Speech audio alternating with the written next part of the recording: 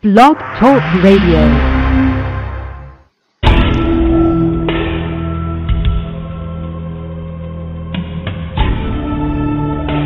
You are now listening to True Murder, the most shocking killers in true crime history, and the authors that have written about them. Gacy, Bundy, Dahmer, The Night Stalker, BTK. Every week, another fascinating author talking about the most shocking and infamous killers in true crime history. True Murder, with your host, journalist and author, Dan Zupansky.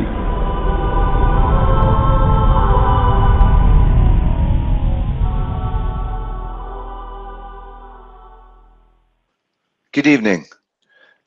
Critically acclaimed author Kathryn Casey delivers a riveting account of the brutal murders of young women in the I-45 Texas killing fields.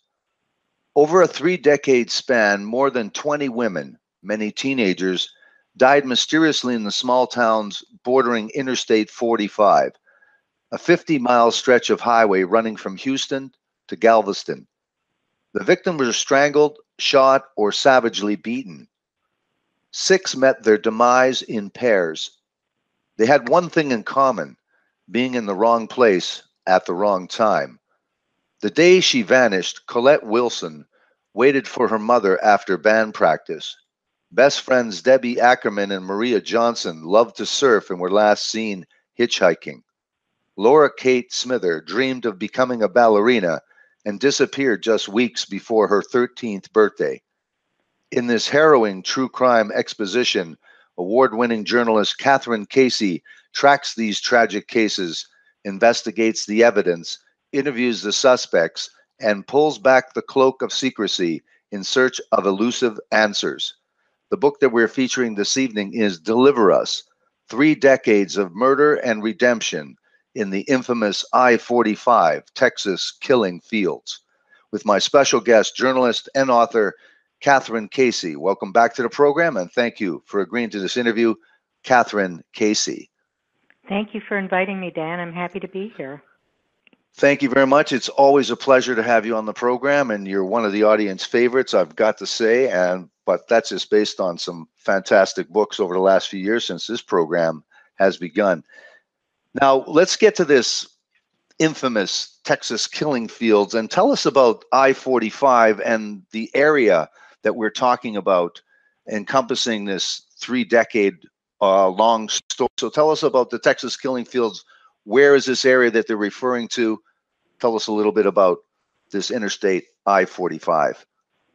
Well, I-45 runs all the way from Dallas down to Galveston. And the area where I'm looking at in the book is south of Houston through a suburban area going on to Galveston Island. It's about a 50-mile stretch, and over a period of 3 decades, actually it extends longer than that, but in the book I looked at 3 decades, the 70s, the 80s, and the 90s. There were 20 girls who disappeared in and around that area who were murdered.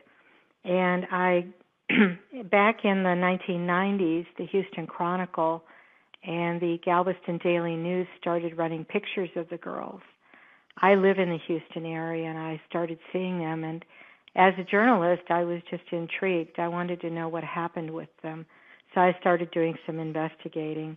But this area is a transient area. Galveston Island, there are a lot of vacationers, there's a lot of partying, there's the beaches, there's spring break. The area farther up, going a little bit north, there are a lot of small communities.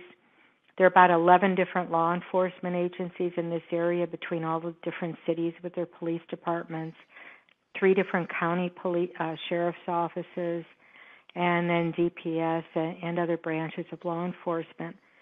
So it's a kind of a hodgepodge of small towns that over the years, as Houston has grown, they've grown.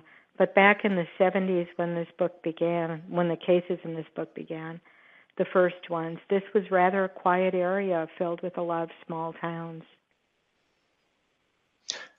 Now, you basically start this incredible story, tragedy, April 27th, 1971, 16-year-old girl sunbathing on East Beach. Tell us about this first incident in 1971. Well, this was just a mention I found in the Galveston newspaper, and a girl was attacked on the beach that day. She escaped, but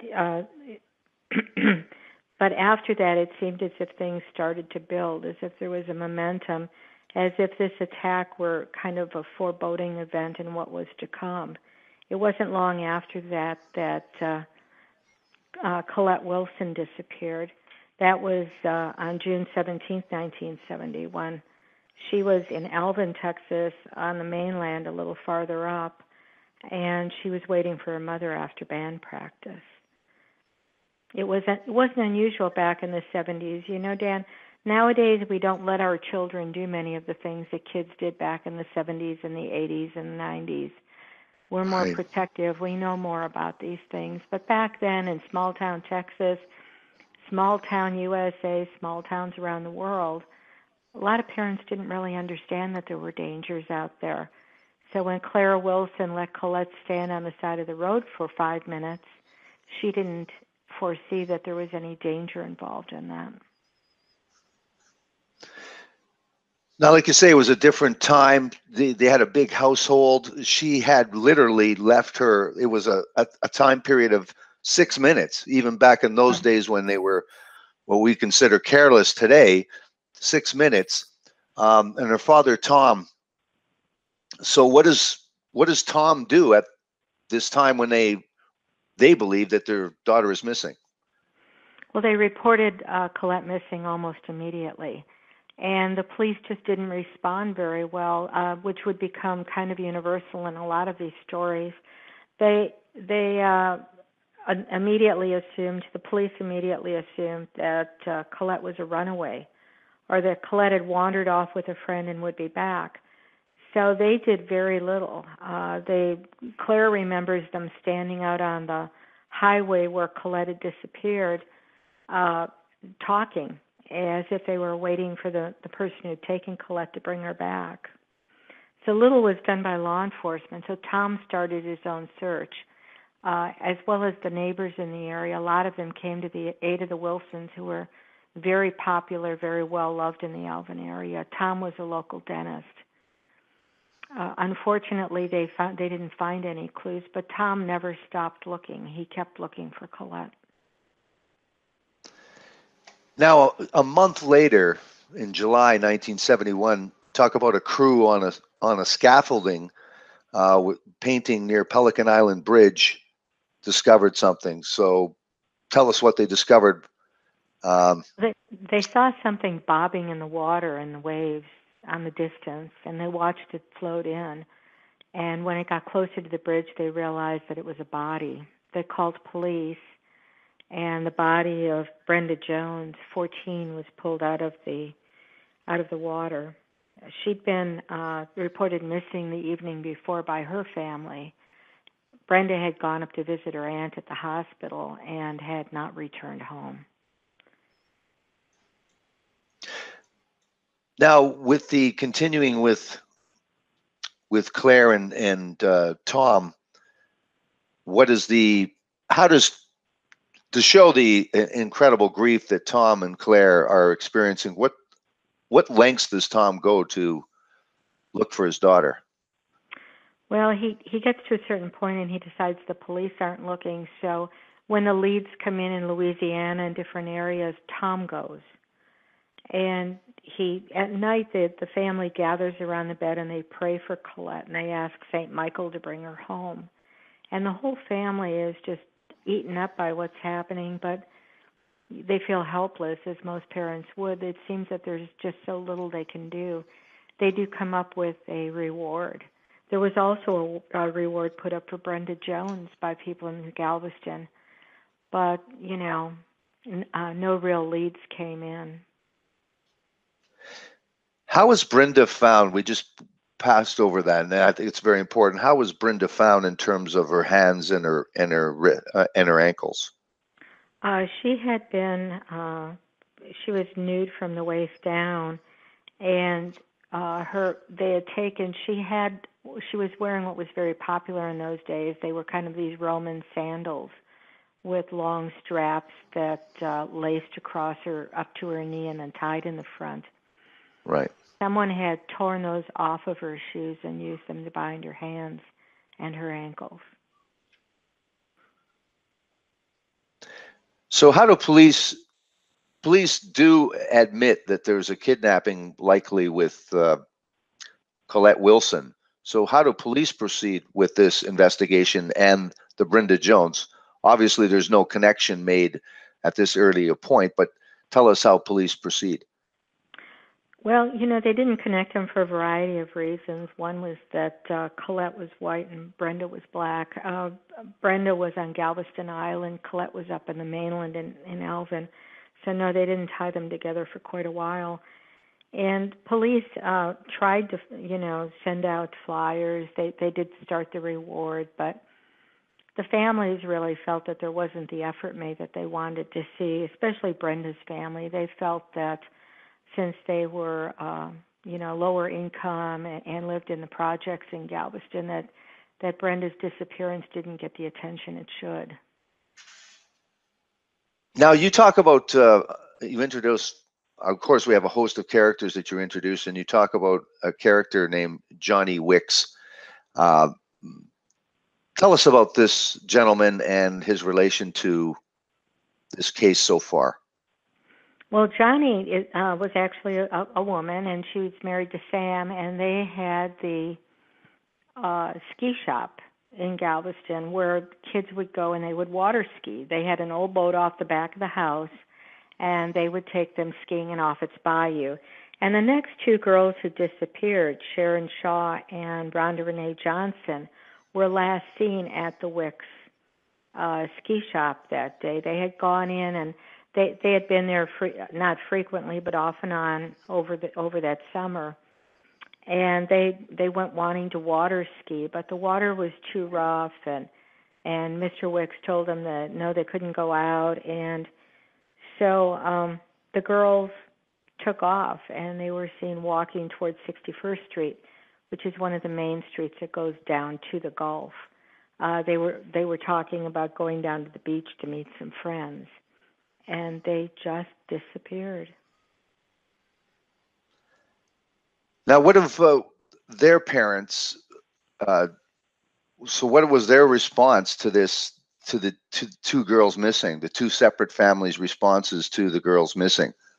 Well, Sharon and Rhonda had talked off and on about running away to Malibu. They were the girls were kind of on the edge a little bit. They had been getting into a little bit of the 1970s counterculture that was going on, and so they were a little bit on the wild side, and they were having a pretty fun summer. They were both 14 years old, and so when they disappeared, the parents were really concerned, but the friends thought that they had that Rhonda and Sharon had just gone off to Malibu, as they'd always said they would, and they were there surfing somewhere. So there was no really big search mounted, except by Sharon's mom, who spent quite a bit of time driving one of their friends around, looking at the places the girls frequented, trying to find her daughter. But it was to no avail. There were no clues. Nothing came up. Again, it was as if the girls had just disappeared. Now, is there a white van spotted at that time by witnesses, or is this the next two girls that have the witness testify that there was a white van possibly in the area? That's the next two girls. A girl named Gloria Gonzalez, a 19-year-old grocery store bookkeeper. She worked at a Kroger store, disappeared in October 1971. She was the next to disappear. So at that point, from June to October, there are 5 girls that have gone missing in and around the Galveston, South Houston area. And then in November, Maria Johnson and Debbie Ackerman had left the house that morning. Debbie was staying over at Maria's house, and they went to a Baskin and Robbins ice cream shop in Galveston Island. Debbie had her little suitcase with her because she'd been at Maria's house the night before. And they had a brief conversation with a girl they knew who worked in the shop, and that girl saw them outside hitchhiking afterward. And the girls the two girls saw Debbie and Maria get into a white van with a peace sign on the back. Interesting. Now, what did police do with that information? And was there a composite done was a witness able to make a composite of the driver of that van at all? Unfortunately, no, Dan. The driver wasn't seen at all by the witness, just the van. And there were some conflicting reports immediately. There were some things came in that weren't true. There'd been a girl a few weeks earlier who'd been accosted by a driver in a green pickup truck. And so a report went out for a green pickup truck, and no one really put two and two together. They started looking for Debbie and Maria the following day. Their parents started that night, started making phone calls, but they were reported missing by both families the next day. And in this instance, police, yes, said that it could possibly be that the girls had run away, but they did start to look. Right. But then it wasn't then until a few days later, though, that things became pretty serious, and that's when the girls' bodies were found floating in a bayou north of the area where they disappeared. Now, tell us who they found and what was the condition and what was the likely or the evident murder method with those bodies that were found. The girls were found, Maria and Debbie were found in a place called Turner Bayou, and it's a lonely area. It's kind of oil land. There's a lease out there. There's a well, and they were found in the bayou, which had water in it, and they were underneath a bridge. They found Maria's body first, and she was right at the foot of the bridge. She still had on her jewelry. She was still wearing the top that she'd had on the day before, but she was nude from the waist down, and her hands and ankles were tied, just as Brenda Jones's had been months earlier when she was found floating near the Pelican Island Bridge. Then they mounted a search. After Maria was identified, they mounted a search, and they found Debbie Ackerman's body just a short distance away on the bank of the bayou. And she was in similar conditions. Her body was also bound at the legs, at the ankles, and at the wrists. Both girls had been shot. Now, tell us a little bit about Debbie Ackerman's funeral. Well, Debbie had been born on the island. They call it BOI in Galveston. And so the family had a lot of friends. So she had a very large funeral. A lot of the kids showed up. By then, we've got 7 missing kids or girls, and have disappeared and or been murdered in the area. So people were really on edge. The families, the parents were not letting their kids out. There was a lot of talk of somebody they called the Purple Passion Killer, because both Maria and Debbie had been wearing kind of maroon or burgundy sweaters when they disappeared, and Colette Wilson had on purple shorts.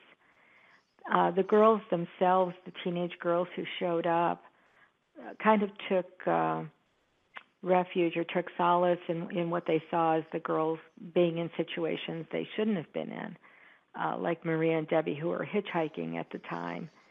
So, there's an uneasiness when something like this is going on. No one knows quite what's happening, why it's happening, who's doing it. They don't know who will be next, but, they try to tell themselves it won't be them, that they're safe.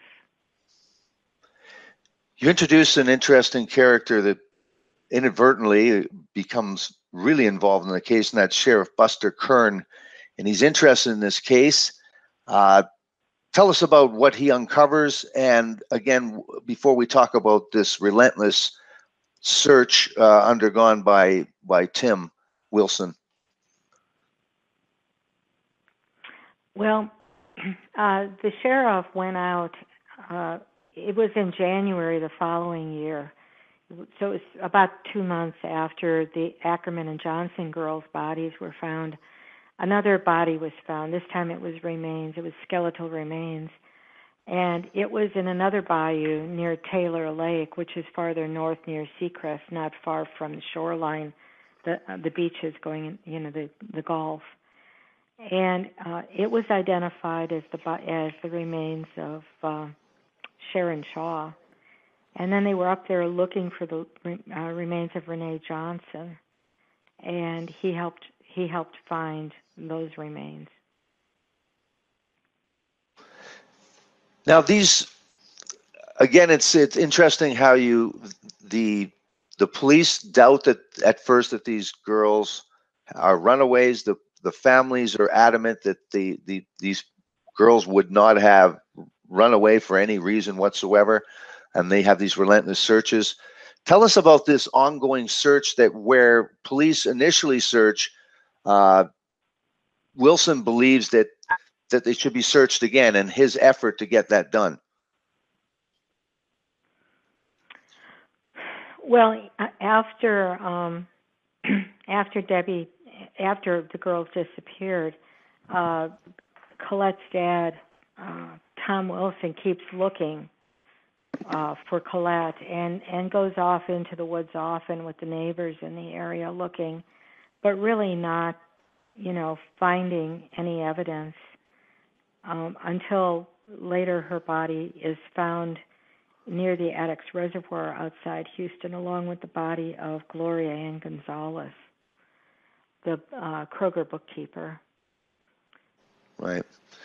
And Gonzalez is found strangled as opposed to the other girls that have been found shot. Is that correct? Well, Colette Wilson is, they believe that she was hit in the head. When they found her skull, they found that part of her skull was crushed. With Gloria Gonzalez, they believe that, yes, she was strangled.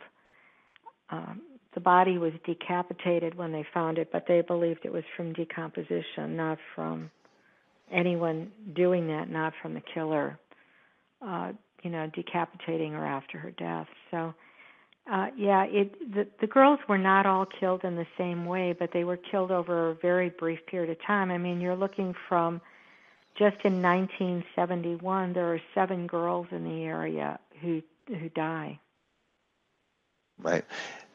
Now, you talk about the public reaction, and then you also talk about the media reaction with iconic journalists like Walter Cronkite interviewing Sheriff Kern. So tell us a little about the public reaction and the media reaction to these missing women being found. Well, the fear built throughout the entire area, not just in Galveston County or South Houston, but throughout the Gulf Coast. People started to worry about their daughters. So there was a lot of pressure being put on local law enforcement. And it wasn't long before people started to notice. I mean, as I said, you have these 7 girls who disappear in 1971, and they're all around the same ages. The oldest one is Gloria Gonzalez, but the other girls were all 14, 15, or 16-year-olds. And so they got together, and all the law enforcement agencies started to get together to talk about the cases. And pretty soon the national media picked it up, and it ended up on the evening news with Sheriff Kern saying that he believed he'd found the man, that they were going to make an arrest. Well, it would turn out to be a bad lead, as all the leads did that came up. He was chasing a lot of shadows. He was, looking into shadows, chasing ghosts, and not getting anywhere. Mm-hmm. You talk about 15 suspects were given lie detector tests during this time, and you had good suspects. There was various suspects. So you name the suspects that police named at that time: Harry Lanham, Anthony Napa Jr. Tell us a little bit about a couple of the suspects and why they were suspects. Well, Lanham and Napa were picked up for another murder of a woman that they were tow truck drivers, and they'd given a woman a lift after her car broke down at a convenience store. And they ended up killing her, and while he was in prison after he was convicted, Latham started talking about having committed some of the other crimes, saying that he was responsible for the other girl's death. Law enforcement went in and talked to him and walked out and didn't believe him. They didn't believe that he was actually guilty. And then Colette's dad, Tom Wilson, went over there and talked to him too, sat down. And he came home that night and he told his wife, he told Claire, that the man in prison was not the one who killed their daughter.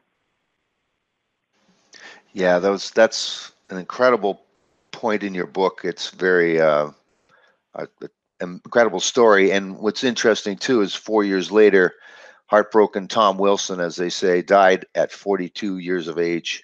He had never stopped looking, and he died of a heart attack after that. He did. His wife believes he died of a broken heart, and I wouldn't be surprised. This is so hard on these families, Dan. I mean, it just rips them apart, and it's a club no one ever wants to join. It's just heartbreaking what they go through.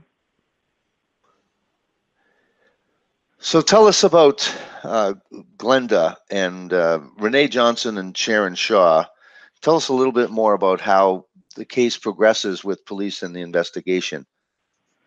Well, when the girls' bodies are found, when Sharon and Renee's bodies are found up in Taylor Lake, up around Taylor Bayou, Glenda, who'd been their good friend, is called in to look at the jewelry. Well, the friends were so convinced that the girls had run away to Malibu and that they were surfing and had probably ended up in Haight-Ashbury, up in San Francisco, because this was the time of the whole hippie movement and everything, that when she looked at the jewelry, she looked at it and said, "Oh, yeah, that's theirs. Where are my friends?"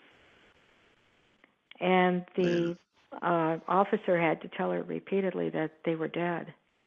And it still took a long time for it to sink in. She had a hard time believing it. The families at that point, Rhonda Renee Johnson, her family was very well positioned in the small town of Webster, and her grandfather was a city councilman up there, and he was instrumental in pushing to get a new police chief in the area in order to try to find out what happened to his granddaughter. And who was that new police chief that he pushed for? Well, he hired a DPS trooper, and he was somebody who had a little bit of a reputation in the area as being difficult with suspects. And he came in, and there were two of them at that point that, within no length of time at all, focused their attention on a guy who worked at a local gas station. This is back in the days before self-serve gas, where there were attendants at the gas stations, and Mike Self was an attendant at a local gas station. He was a little slow, he'd had a minor brain injury when he was a kid, and was just a little slow, and he was a little bit of a law enforcement hanger-on who liked to hang around at the police office, and he and the new police chief had words in the past, and suddenly Mike Self was suspect number one in the murders of Renee Johnson and Sharon Shaw. What was the reason why he did become even a possible suspect for the police? Well, he'd had this run-in with the police chief, the new police chief, before, and he'd had a brief history where he'd been picked up as a peeping Tom. Mm-hmm. So that was one of the things that they looked at the time, but he was brought in for questioning, and the questioning went on throughout the morning, and before long he had signed a confession saying that he had murdered the two girls. Now, in that first confession, just to show or tell our audience how things proceeded, did he ask for a lawyer? Was he advised about a lawyer? And we're talking about there was one confession, and according to that confession, in review, when they reviewed it, how close did it correspond with the physical evidence? And you can then tell us about the second confession. Well, there were problems with that first confession. It didn't really correspond very well with the evidence. There were a lot of things in it that couldn't have happened the way the physical evidence said that things happened. Mike was appointed right after he was arraigned. He was appointed an attorney named Dewey Meadows, and Dewey called the police department and told them not to talk to Mike. But by the time Dewey got to the police station, Mike had already signed that first confession. So then when they got alone in the room with Dewey and Mike's mom, Mike started saying that he didn't kill the girls. And Dewey said, "Well, why'd you sign the confession?" And he said, "Because that police chief is crazy and I was afraid he was going to kill me." He pulled up his shirt and he showed a red spot on his abdomen where he said that he'd been struck with a billy club. And then he started saying that the police chief had played Russian roulette with him in order to get him to sign the confession. Yeah, it's very interesting too. Now, there's a second confession, and that second confession, how does it look compared to the first one? Well, after a couple of days, they noticed that the confession didn't match the evidence, the first one. So Mike was brought back in for more questioning, and he signed a second confession. This time, again, Dewey Meadows was not told that his client was being questioned, but it did. The new confession more closely matched the physical evidence. Mike was then taken north to Taylor Lake and Taylor Bayou, where he pointed out where he said he left the girls' bodies. The problem with that was that there had been a hurricane. There had been actually 2 hurricanes in the area the year before, the fall before, after the girls disappeared at the end of the summer. And it seemed as if the bodies had probably floated into the position where they were found. But Mike pointed at the position where the Sharon Shaw's body skeleton was found on the shore. So it was still dubious, but it more closely matched the evidence. Interestingly, historically, at that time, the death penalty was, in 1973, was deemed unconstitutional. And good thing for Mike's self. And that stood until 1976 and factors into this case. So now he had a life sentence. So tell us about now the people that interviewed Mike's self and elicited this confession were Don Morris and Tommy Deal. So tell us in 1973 or 1975, what happened with Don Morris and Tommy Deal to cast some doubt on maybe their interrogation techniques. Well, it was a really interesting turn of events, Dan. I mean, you could not have, if I put this in a novel, people wouldn't believe it. Within a little more than a year after Mike Self entered the prison on a life sentence, the 2 men who put him there, the only ones who said that they took his confession, were arrested for robbing banks in Texas. They were picked up and prosecuted and ended up in federal prison as bank robbers. So you would think that given those circumstances, those events, that Mike Self's confession and conviction might be more easily overturned. So tell us about what happens with that. Well, you sure would think so, wouldn't you? And they did pursue appeals for Mike. There were 2 or 3 different attorneys over the years who tried to get Mike out of prison. But the courts ruled, at one point it was actually a magistrate had ruled that there was not enough evidence and that the confessions were unreliable and could not be used. And he ruled that if they wanted to try Mike Self again, they could, but they needed to release him and then retry him, and they couldn't use the confessions in the new trial. Well, without the confessions, they had no evidence against Mike Self. So they, I'm sorry, I've got a little bit of a cold. So they continued to, the state continued to push the case. Higher court reversed that decision, sent it back down, and Mike Self never did end up getting out of prison. He ended up dying in prison many years later. He could have gotten, one of the interesting things is he probably could have gotten out on parole if he'd been willing to say that he was sorry for killing the girls, that he had, that he regretted taking Sharon Shaw and Renee Johnson's life. But when Dewey Meadows, his first attorney, pointed that out to him one day, Mike just answered, "But I didn't kill those girls." Yeah.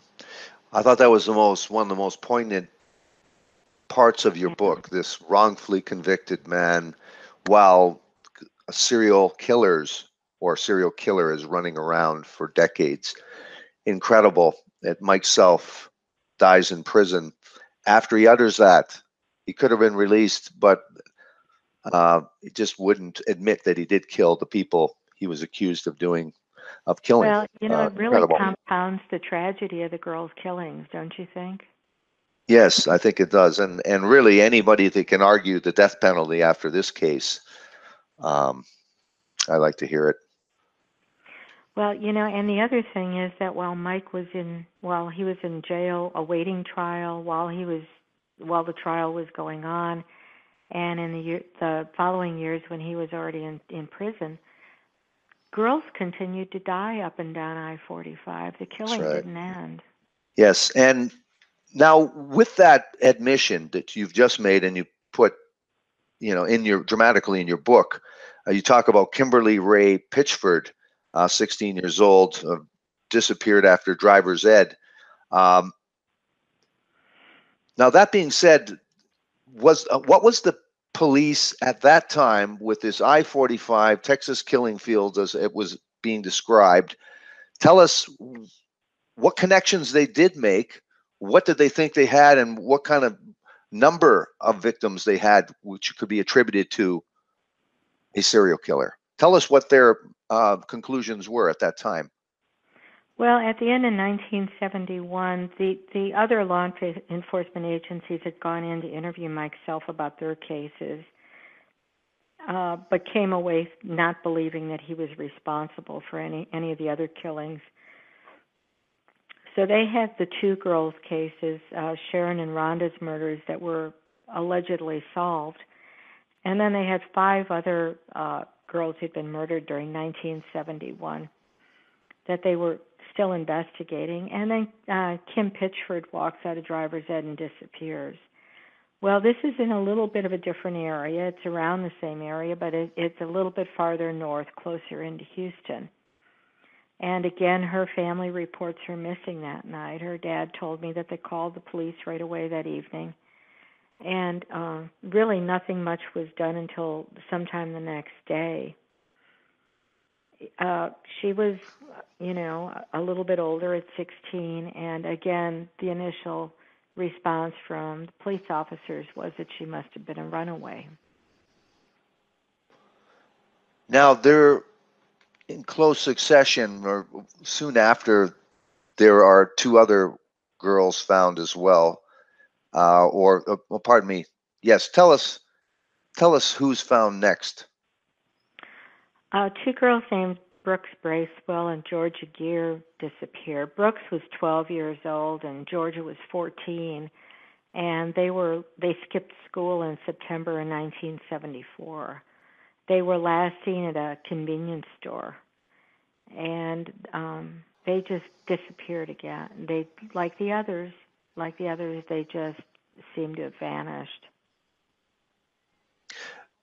At that time, you also mentioned historically that the term serial killer has been coined, and everyone's attention is on the serial killer, enigmatic serial killer Ted Bundy. So tell us why he's included and the effect at that time with the release of the information about Ted Bundy. Well, people didn't really realize that there were serial killers in the United States, and Bundy really woke up a lot of people, and they started to understand that this wasn't just Jack the Ripper back in, the olden times in the UK, that this was happening here in the New World, in the United States, and that there were people dying. And so they started, there was a big debate going on about these cases. There were some people in law enforcement who believed that they were related, that it was one killer. There were other ones who thought that these were crimes of opportunity and there were multiple killers. But certainly the majority of people had started to believe, and a lot of it based on the fact that they now understood that there were guys like Ted Bundy in the world, that there was a great possibility that there was some type of that there was a serial killer haunting this part of Texas. Now, you talk about in April '76, they find the skulls of Brooks Bracewell and Georgia Gear. There was floods in the area, complicated the searches, but there was clothing found, teeth, and bones found. This was blunt force trauma was to their heads. So this is 2 years afterwards they're finally found. And then in May 1977, you talk about Susie Bowers going missing. So tell us about the discovery, and then tell us about Susie Bowers. Well, the Bracewell and Gear's bodies were found, and they were really not that far away from where Colette Wilson and Gloria Gonzalez's bodies had been found. Their remains had been found, which is in another area with water. A lot of these bodies were found in and around water in the Addicks Reservoir outside of Houston. And Susie Bowers was 12. She was living on Galveston Island. She was supposed to go to the beach that day. It was Memorial Day weekend, if I remember correctly, and she was planning to spend the day at one of the popular beaches in Galveston with her friends. She left her grandmother's house and was heading home to pick up a bathing suit to go down to the beach, and she never arrived at the house. She never made it home to get that bathing suit. By that evening, her entire family was looking for her, and her friends were starting to get worried. She was reported missing, and I know this is difficult to believe because at this point we've got 11 girls who have disappeared in this area over a period of 6 years. But the police initially told the parents and grandparents that they believed Susie had run away. The grandmother pointed out that she'd left behind the money that she'd been saving to go on a choir trip, and that she hadn't taken any of her clothes or anything from her room, and that she was a good kid. She'd never been in any trouble. There was no strife in the family. There was no reason for her to have run away.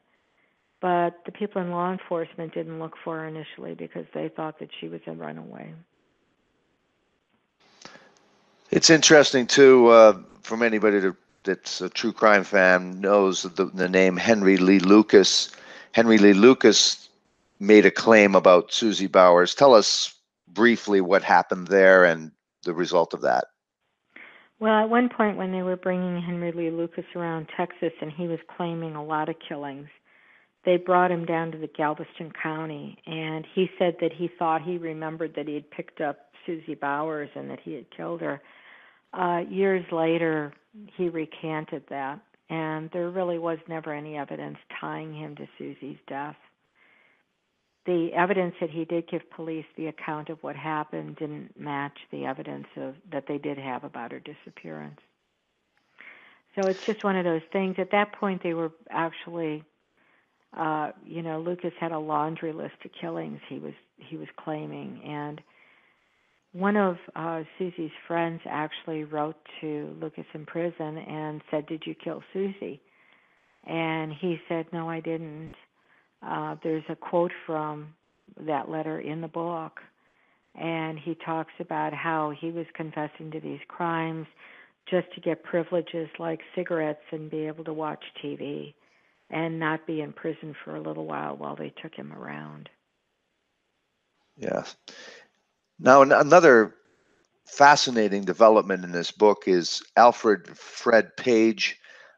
Debbie Ackerman's mother, Dee, had insisted or called Page and begged him to investigate. And so we're talking about another character, Carla Costello. So tell us about Edward Harold Bell and Alfred Fred Page and Dee Ackerman and how this story unfolds.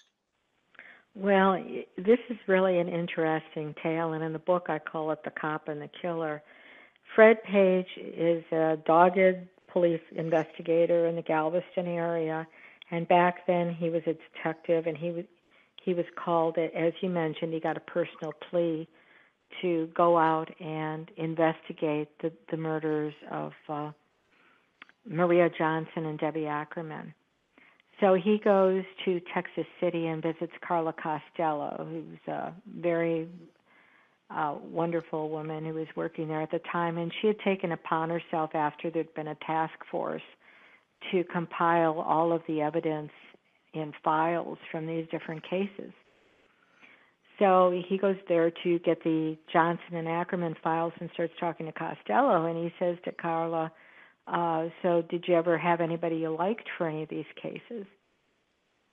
And she says, well, there was this guy, Ed Bell. She said he wrote a letter. Well, it turned out that Edward Harold Bell who was a grad student at Texas Tech University when he was sent to the hospital, a psychiatric hospital in Galveston, for exposing himself to young girls, and who was in prison for the murder of a guy named Larry Dickens after he had exposed himself in front of a group of children and Larry had tried to stop him, had twice written letters, once to the district attorney in Galveston County and once to the district attorney in Harris County, confessing and saying that he had murdered all 11 of the girls in Galveston Island. Well, Fred Page's interest is immediately piqued, and he starts to look into it. He takes the evidence, he takes the letters that Bell has written, and he compares it, and lo and behold, he discovers that Ed Bell has described the angle of the shots going into the body and some of the other things that happened that, accurately in the murders of Ackerman and Johnson. So Fred begins an investigation, starts looking into the cases. He finds a lot of ties between Bell and the girls. Bell was a part owner in a surf shop a lot of the girls, the missing girls, frequented on the island during the 1970s. He owned land near where some of the bodies were found. He had a trailer parked near land where Maria Johnson and Debbie Ackerman's bodies were found. There were a lot of indications that perhaps he could be the right guy. There was we've mentioned the Wicks ski shop that was mentioned previously, and this one was the Doug's Dive and Surf Shop. But tell us about the proximity of these two places. Everything's really close, Dan. On the island's a small place, and the ski shop and the surf shop were just blocks apart. So the kids in the area often walked between these different areas. Bell was also living in a house. He'd rented a room on the island along with his wife. He married a woman he met in the psychiatric program. And the person he leased the house from, who also lived on the property, was a coach for some of the kids in the area. So a lot of the kids would stop over at the house. He has an extensive psychiatric record. So tell us about, before we get into what he says, what is the official record of his history psychiatrically?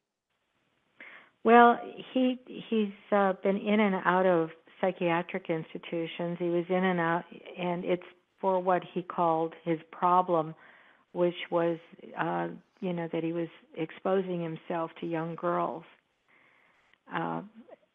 for a very long time. It started when he was at Texas A&M University and continued up until the time he ended up in Galveston Island and through the time he was arrested for murder, which was in 1977, right about the time the last murder occurred. Susie Bowers died in May of 1977. It wasn't long after that Ed Bell was arrested for Larry Dickens' murder.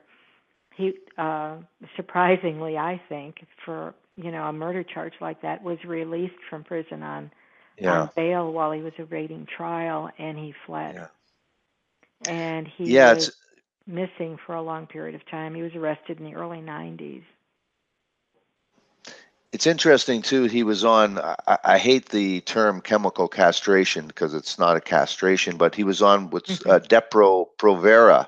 And and was interesting, too, when he was out on this bail, that what they found later was he just sold all his boats except one and jumped bail. He had about $140,000 in his pocket and many years on the run and extradited from Panama finally.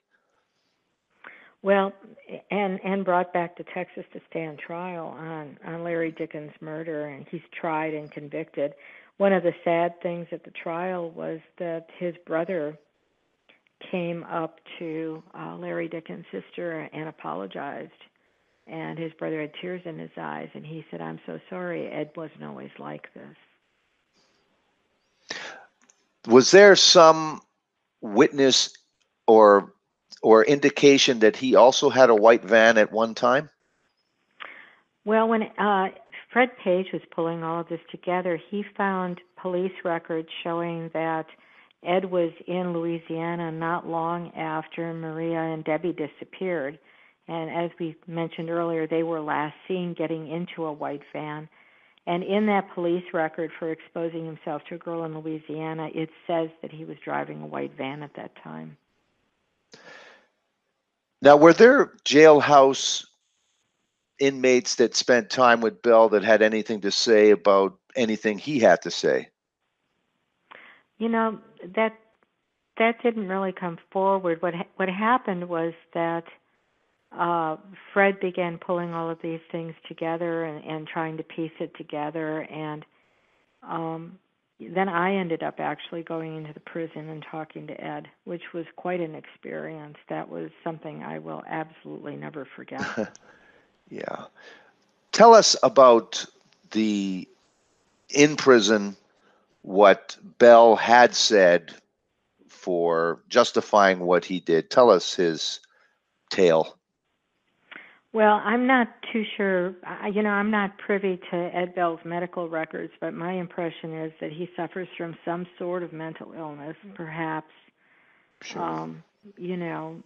Multiple personality disorder, or, there's something that definitely, during my time with him, he was very volatile. He seemed to be having auditory hallucinations he was trying to block.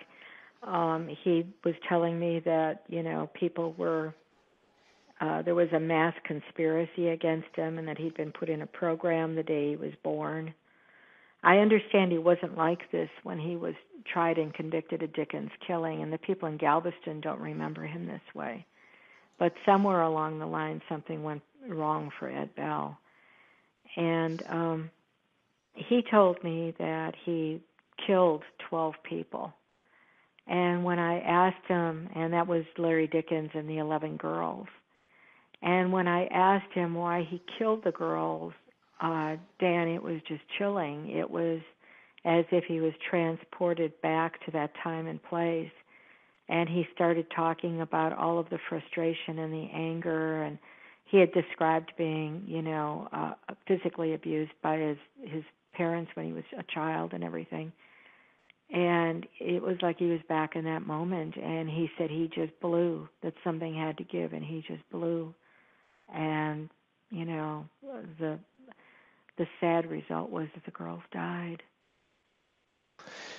What's one of the most fascinating parts of your book is that you have Officer Page talk about his conclusions as to Bell's guilt. And he says, very unbiased. He says, well, Colette's purple shorts and Mickey Mouse t-shirt was what Belle remembered 42 years later. That not even her mother could remember the detail that this Belle remembered. Mm-hmm. Yeah, it was really pretty amazing. The problem is, well, the one problem is that Ed Bell has some type of mental illness. The other thing is that there's no evidence remaining from these cases that anybody's been able to find. I think there's probably someplace in a box in a room waiting for to be discovered, but at this point they don't have any of the physical evidence like the girls' clothes or anything to run any DNA testing on. Plus, most of these girls were found, as I mentioned earlier, in water, which tends to destroy evidence.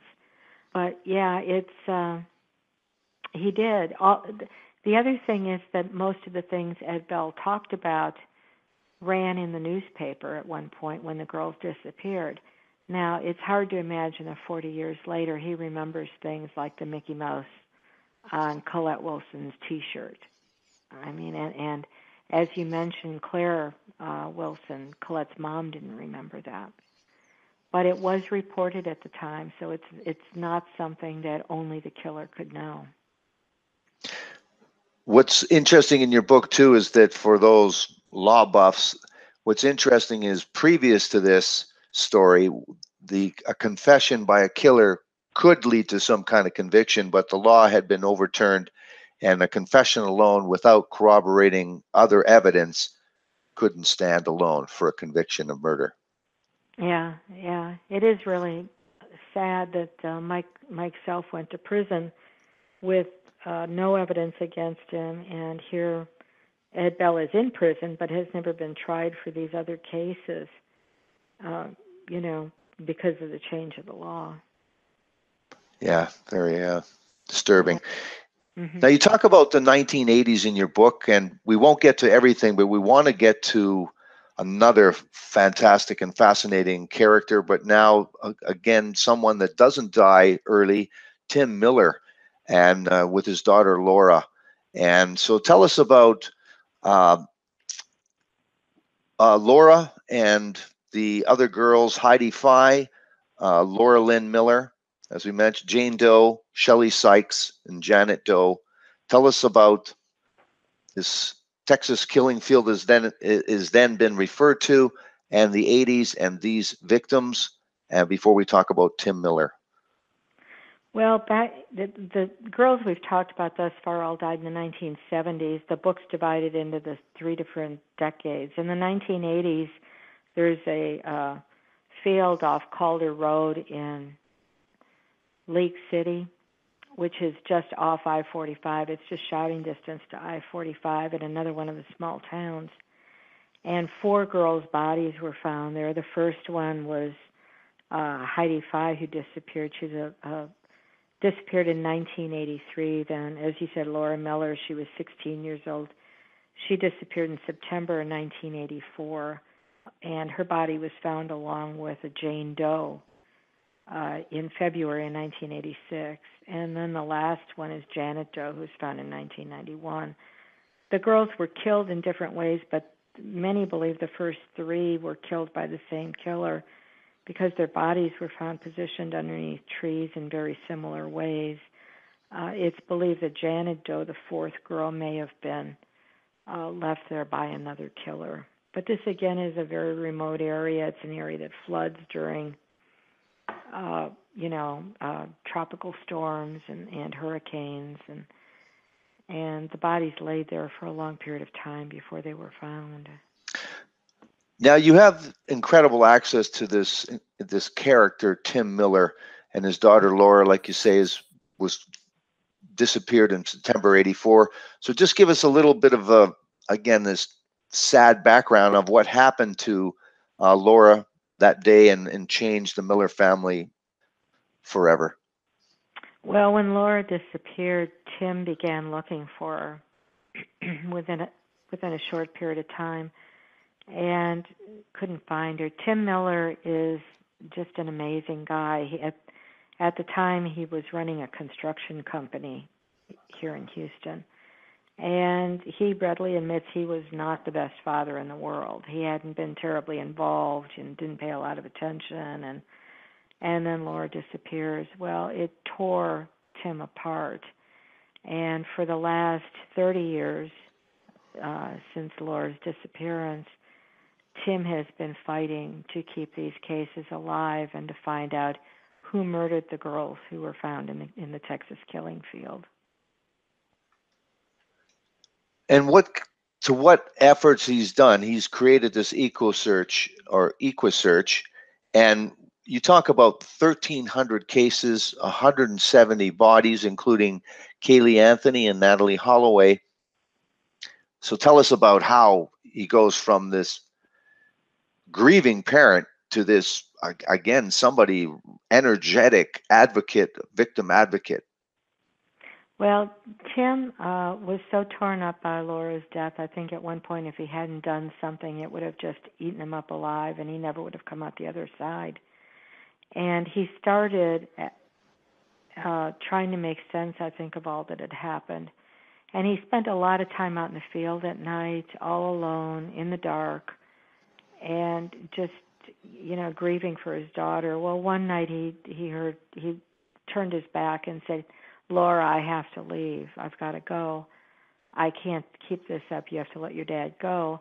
And as he was walking away, he heard her say, Don't give up.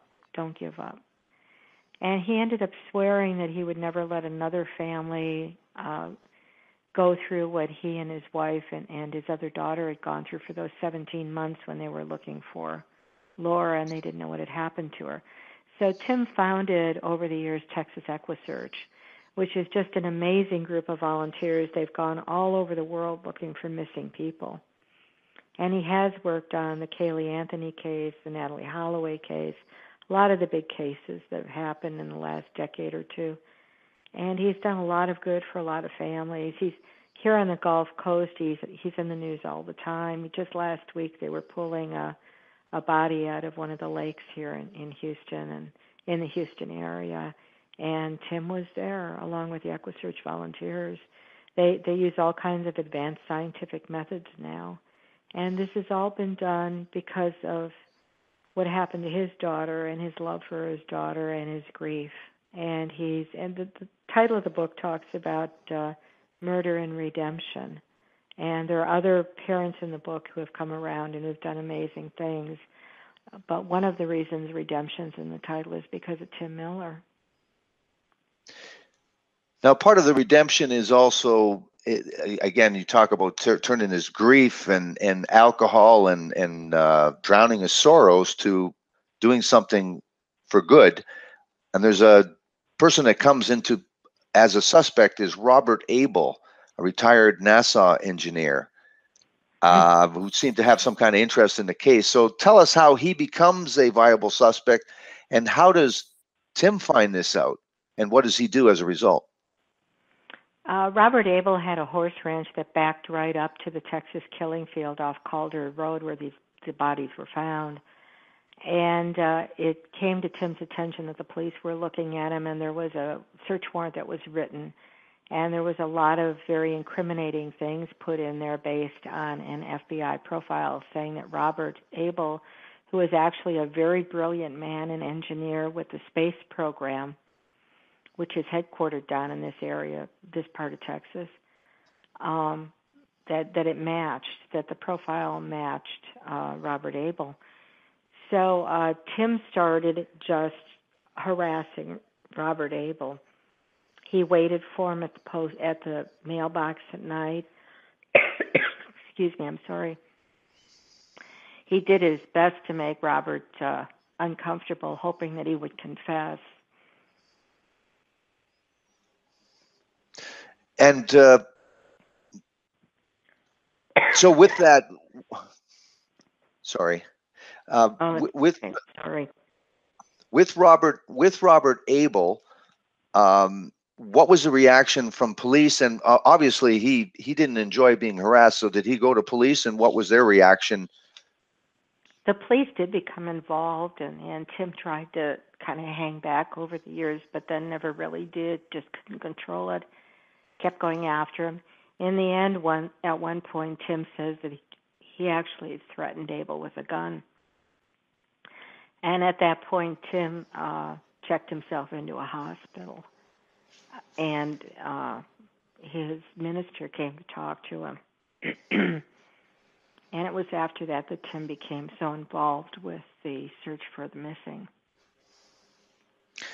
It's interesting, too, that Tim receives a letter with the 666 on it and says, "I am the serial killer, more bodies and more bones."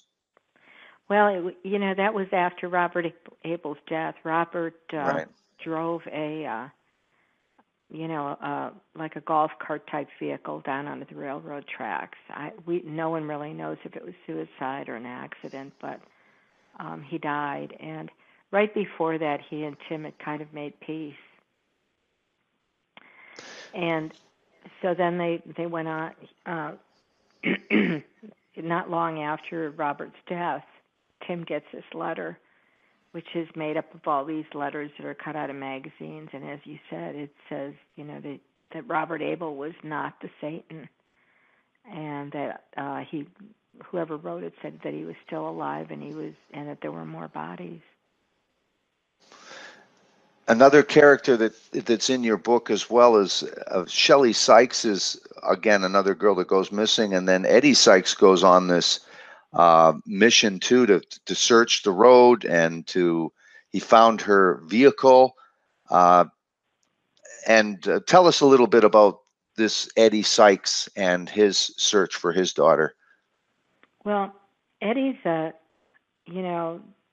Eddie was another dad who was just put in the position of trying to do what law enforcement wasn't doing, what he didn't believe that they were doing. He called and talked to John Walsh after Shelley was reported, after Shelley disappeared. Shelley was driving home from her job as a waitress on the island, going actually to visit her boyfriend, and was run off the side of the road. And everybody knew immediately something was wrong. There was blood on the side of the car. There was blood inside.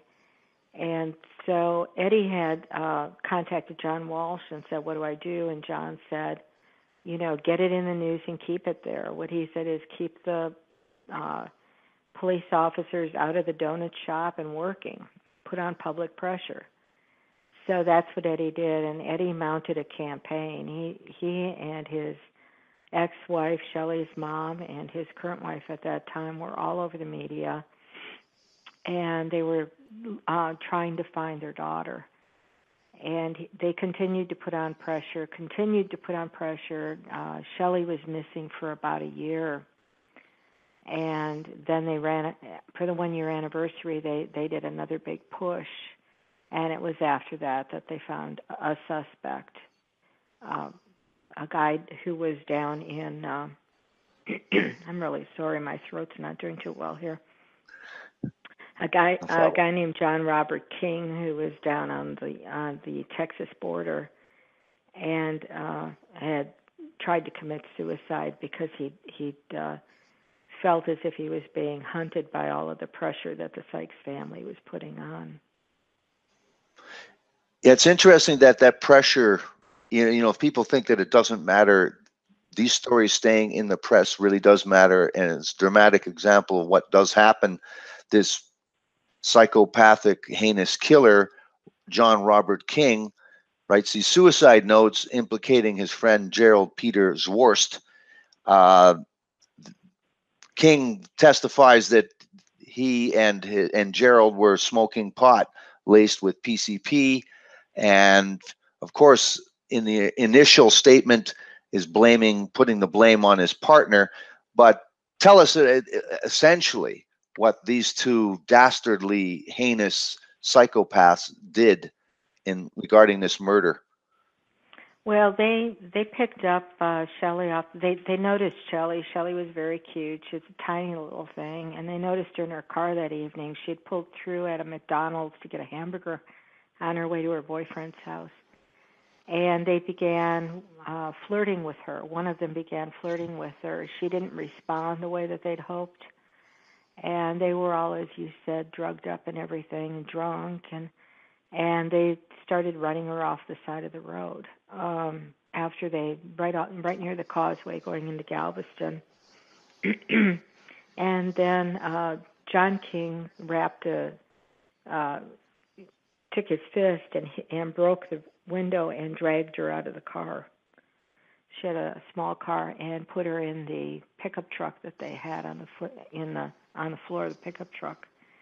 People saw this. They pulled over, and he shouted at him and acted like he had a gun and said that it was a domestic dispute, and they took off.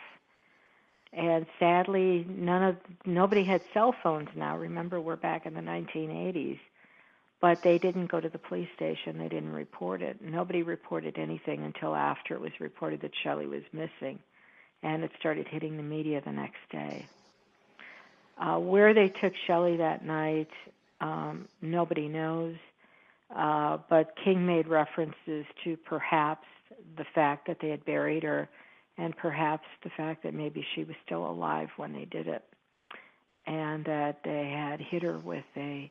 He said he was heard mumbling and saying things about her moving and that he had hit her with the shovel. So, but the thing is, they were both tried and they were both convicted. And they actually were tried for kidnapping, not for murder, because they didn't have the body. They never found Shelley's body. And the prosecutors wanted to keep open the potential for a murder charge if Shelley's body is ever found. But all these years later, now you're looking at this happened in May of 1986. And all these years later, Eddie Sikes is still looking for his daughter's body. He has a shovel in his trunk, and he told me he still sometimes will he'll see a place and he'll think, well, I haven't looked there. And he'll get out of the car and walk around and start digging. They did look for Shelley's body for many years. They tried to work out an agreement with Zwarst and King to find out where she was buried, but to this point in time, they haven't been able to find her. There's that thing, Dan, about wanting to bring your child home and bury her. Absolutely. Well, it's not much, but I think if that's what parents cling to, that little semblance of dignity, then that's certainly, if that's important to them, that certainly seems to ring true through all the books that I have read, that seems to be one of the most important things in having, not to say closure, that's just some sort of cliche, but I don't think that ever happens. But it's the idea that it's the last thing I think that they can do for their child. That their child is gone, their child is dead, and this is the last thing they can do. So it's very difficult for the families it's always difficult for the families, but the fact that the body isn't found adds another level. It's another source of grief. Now we don't have enough time to cover everything, but I just want to cover one last thing in this incredible book, because it does tie in for people that have been listening so far with Robert Abel and a gentleman named Stallings. So basically, let's go just a little bit back to there. Obviously, were some more murders, and we're talking about the Texas Moon Bar and Clyde Hedrick and Ellen Beeson together.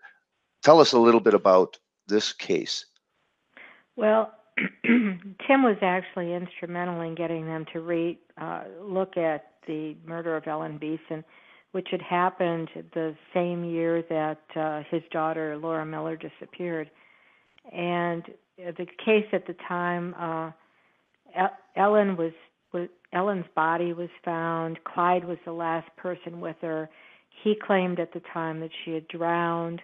The autopsy had come back as undetermined, and so he was tried at the time back in the 1980s for abuse of a corpse. and served a short sentence and was let go. But based on evidence that came forward when they exhumed Ellen's bodies, Clyde was retried on Ellen Beeson's killing, tried with murder for Ellen Beeson, and he was convicted in about 2 years ago of manslaughter, and he is in prison now. And Tim believes that Clyde Hedrick is a really viable suspect in the murders of the first 3 girls in the killing field: Heidi Fye, Tim's daughter Laura, and the Jane Doe that was found there when Laura was found. They all knew each other. Laura was, as Tim investigated, as he's continued to look into these cases, he's discovered that the bar that Clyde frequented, the Texas Moon Club, was the same one that Heidi went to. And Laura, Tim has some evidence or some eyewitnesses who say that Laura had gone to Clyde's house along with friends who were there to buy pot at different times.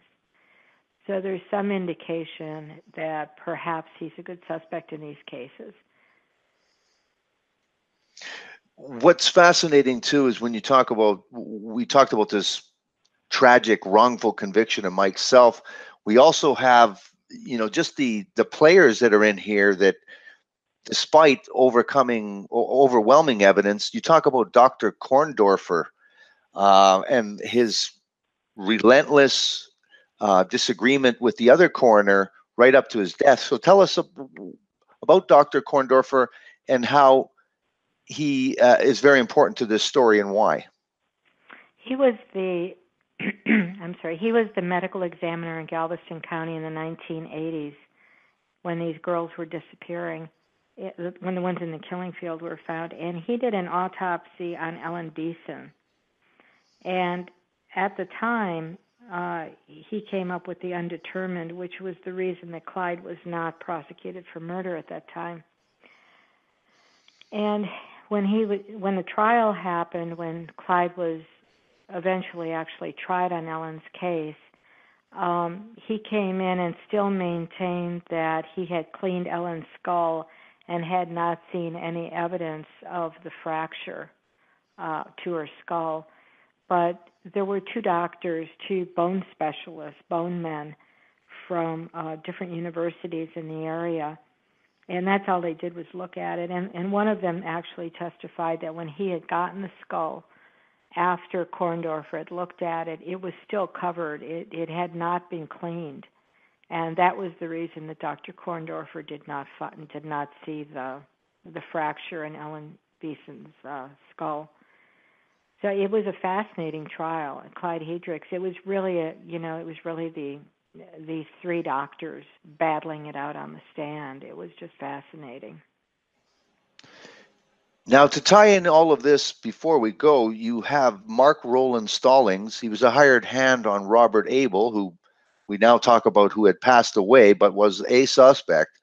But he worked on Robert Abel's ranch, and while in prison, he confesses to other killings in the killing field. So, but no charges. So, tell us. He seems to be a prime suspect with Janet Doe, the last victim, and maybe a couple other killings. So tell us about Stallings and how he met Abel and what you were able to find out about this team, Stallings and Abel. Mark Stallings told me that he killed Janet Doe along with a couple of other women. And he said that he placed the body out in the killing field behind Abel's ranch because he was angry at Abel for firing him. Stallings worked for him as kind of a ranch hand for a period of years, a couple of years around the time of these killings, and he'd been bringing prostitutes back to the ranch, and he claims that Robert Abel killed one of the prostitutes and that he killed another and left the bodies out in the woods behind the ranch. Stallings I've been told by police that his accounts match the physical evidence, and there's at least 2 police departments, the one in Lake City and the one in Fort Bend County, who have told me that they believe that he is, in fact, a serial killer, and they believe that he has committed multiple murders in the area. My interviews with him were very chilling, as I go into in the book. They were very frightening. He had absolutely no remorse. I asked him at one point if it bothered him at all, if anything that he had done bothered him, and he just looked at me with a kind of a cold stare and said no, that the women deserved what they got. And why is that? Well, he said that they were prostitutes, and if they didn't respect their bodies, then they had no right to tell him what to do to them, and he could do anything he wanted. Yeah, amazing. Yeah, these are chilling stories. I guess we're not going to get into the 1990s, huh? Well, we Time? can. If your throat can handle, a little bit of the 90s, because we again, I mean, this is such a sad story, but there are a couple. Again, there's just bright spots to this when you talk about Sherry Wilcox and the heroic Sherry Wilcox, and also Sue Dietrich. So again, if you can handle it, tell us a little bit about what happens in the 90s. Forge ahead then.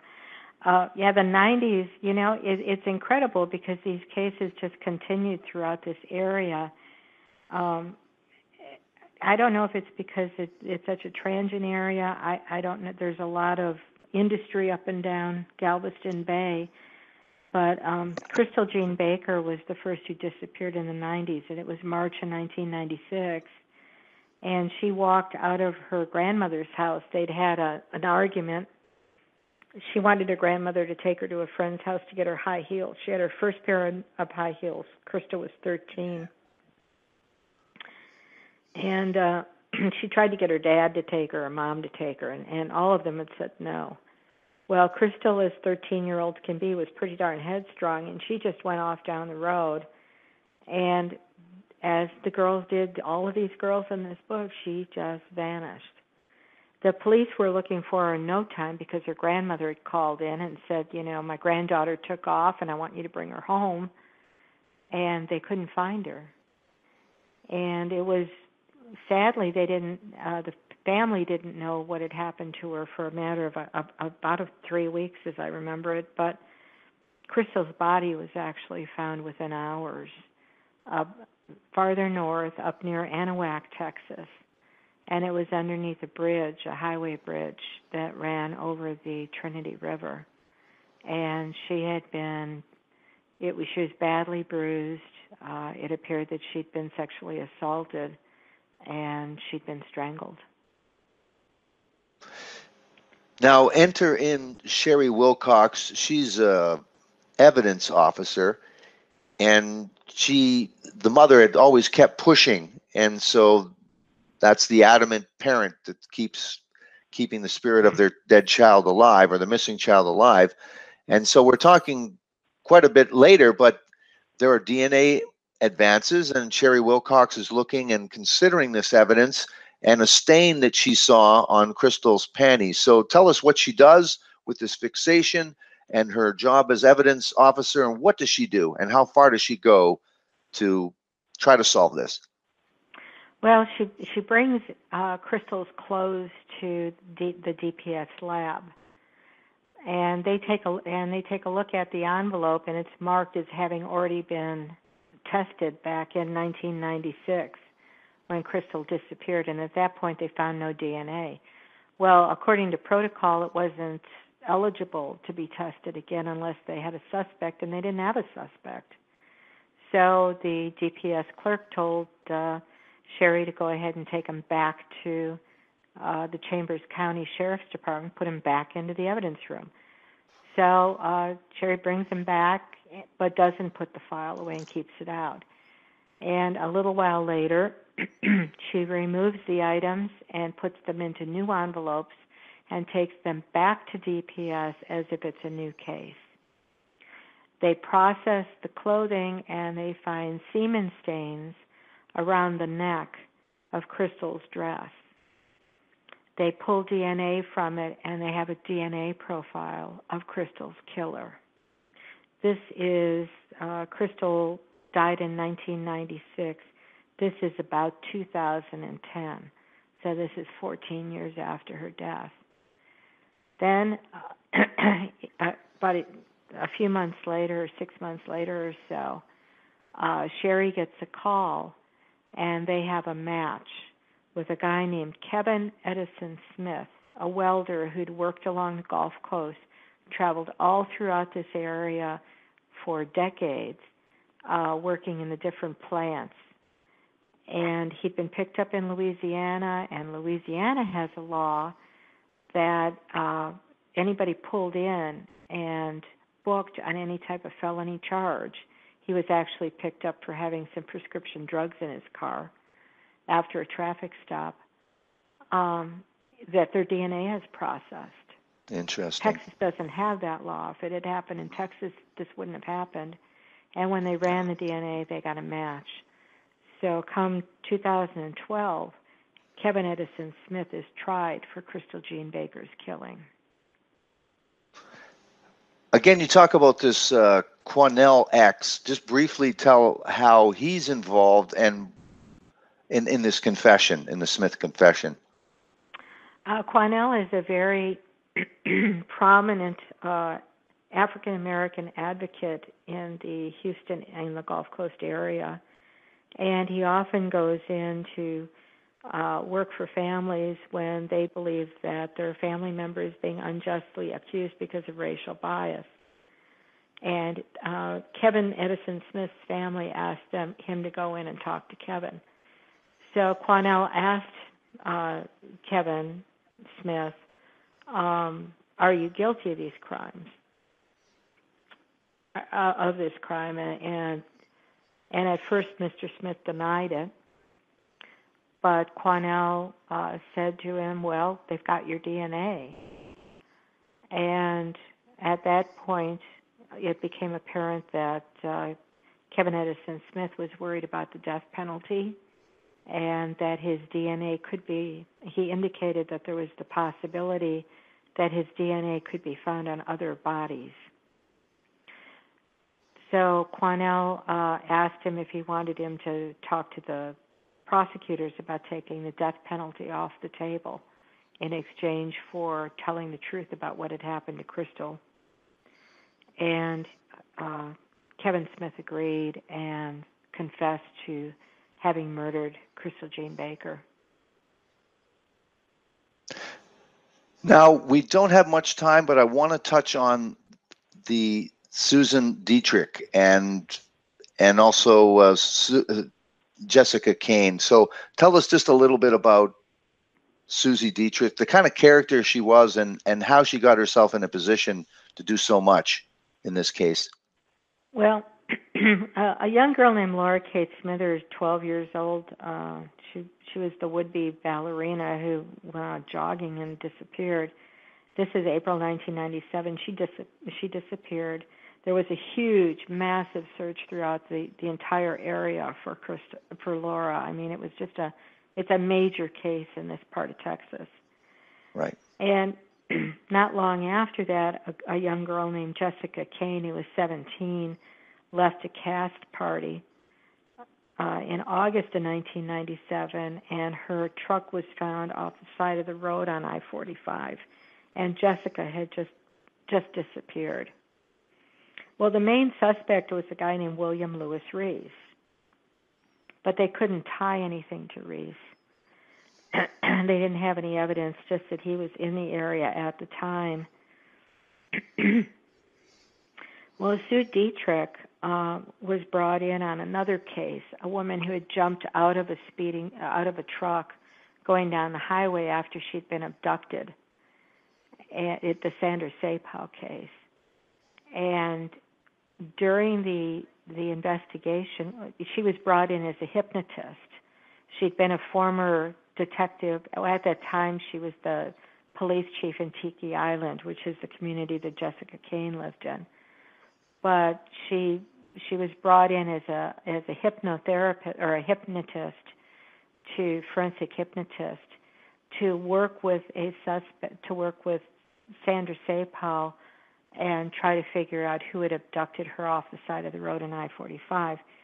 After she did that interview with Sandra Sapal, Sue Dietrich began to think about the description she had of the kidnapper in that case. And it dawned on her that the description fit that of William Lewis Reese, who was the main suspect in the abduction and murder of Laura Kate Smither, the 12-year-old.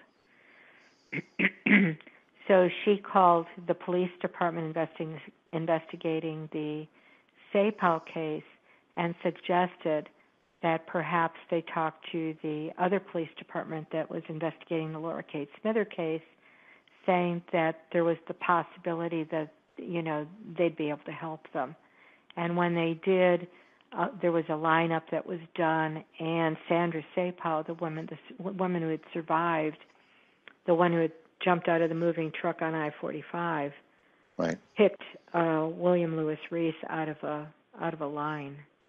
And he was later tried for that abduction and convicted and is now in a Texas prison. And he remains the main suspect in Laura Kate Smither's abduction and murder. Interesting. If it hadn't been for Sue Dietrich putting two and two together and suggesting that the two police departments talk, it's very likely that Bill Reese would never have been arrested on that Sandra Sapal case.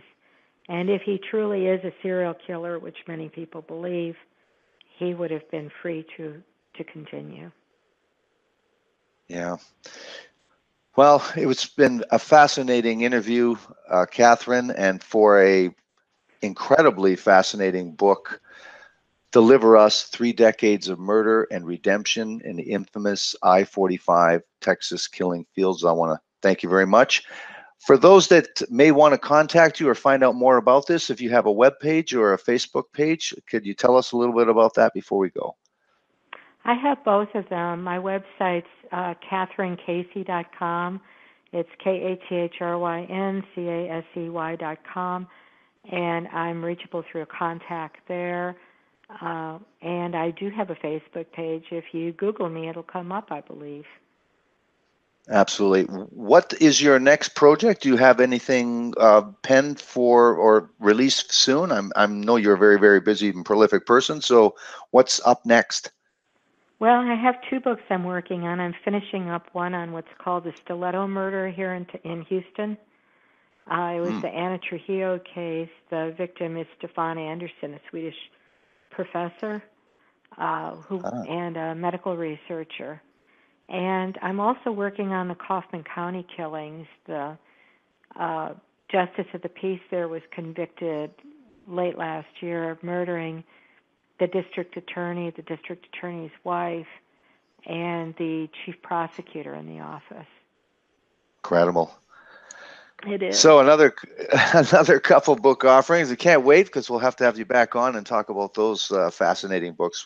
I want to thank you again for coming on and talking about your latest, Deliver Us. Fascinating interview. Thank you very much, Kathryn, and have a great evening. I enjoyed it. Thank you. Good night. Good night.